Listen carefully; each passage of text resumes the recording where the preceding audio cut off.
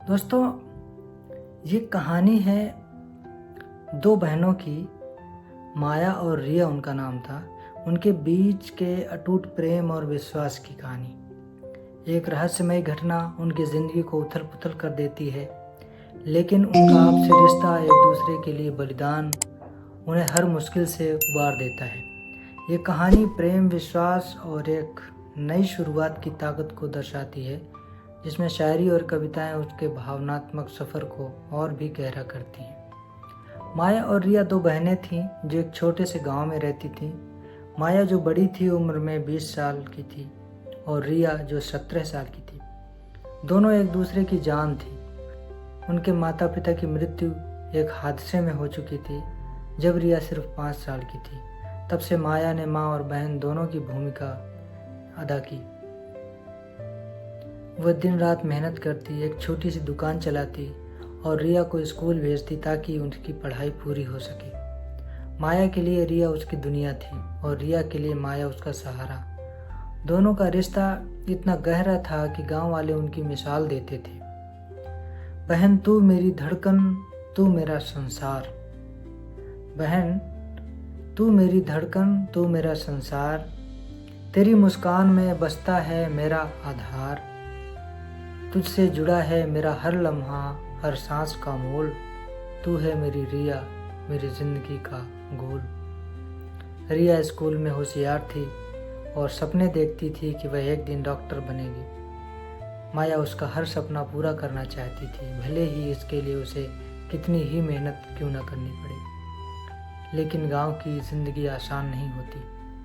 गरीबी और सामाजिक रूढ़ियां उनके रास्ते में बार बार आती थी। एक दिन रिया स्कूल से लौट रही थी जब उसे एक अजीब सी चिट्ठी मिली।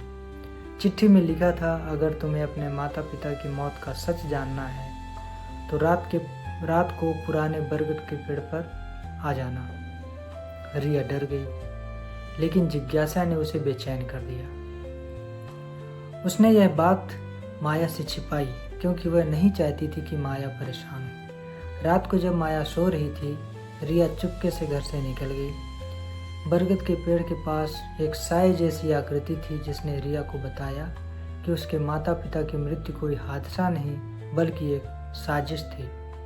उसने कहा, गांव के एक रसूखदार व्यक्ति रघुवर सिंह ने उनकी ज़मीन हड़पने के लिए उनकी हत्या करवाई थी। रिया के पैरों तले जमीन खिसक गई। उसने उस आकृति से और सवाल किए, लेकिन वह अचानक गायब हो गया। रिया घर लौटी, लेकिन उसका मन बेचैन था। उसने माया को सारी बात बताई। माया को पहले तो गुस्सा आया कि रिया उसे छिपाकर इतना बड़ा कदम कैसे उठा लिया, लेकिन फिर उसने रिया को गले लगाया और कहा, हम दोनों मिलकर सच का पता लगाएंगे। बहन का प्यार है वो आलम जो कभी कम न होगा। बहन का प्यार है वो आलम जो कभी कम न होगा। मुसीबतों के साए में भी वह रास्ता दिखाएगा। माया रिया का बंधन है अनमोल खजाना। हर तूफान को पार करेंगे ये दिल का ठिकाना। माया और रिया ने मिलकर इस रहस्य को सुलझाने का फैसला किया। माया ने गांव के कुछ पुराने लोगों से बात की जिन्हें उनके माता पिता के बारे में जानकारी थी। एक बूढ़े चाचा ने बताया कि रघुवर सिंह ने कई साल पहले उनकी ज़मीन पर कब्जा करने की कोशिश की थी, लेकिन उनके पिता ने उसका विरोध किया। इसके बाद ही वह हादसा हुआ था। माया को शक हुआ कि रघुवर सिंह के पास कुछ सबूत हो सकते हैं। उसने रिया से कहा कि वे सावधानी से काम करेंगे। उन दोनों बहनों ने रघुवर के घर की तलाशी लेने की योजना बनाई। एक रात जब गांव में मेला था और रघुवर बाहर गया हुआ था, माया और रिया उसके घर में घुसी। वहां उन्हें एक पुराना डायरी मिला जिसमें रघुवर ने अपनी साजिश का जिक्र किया था। उसमें लिखा था कि उसने एक गुंडे को पैसे देकर यह हादसा करवाया, लेकिन तभी रघुवर का बेटा विक्रम घर लौट आया। उसने दोनों बहनों को देख लिया और शोर मचाने लगा। माया ने रिया को डायरी देकर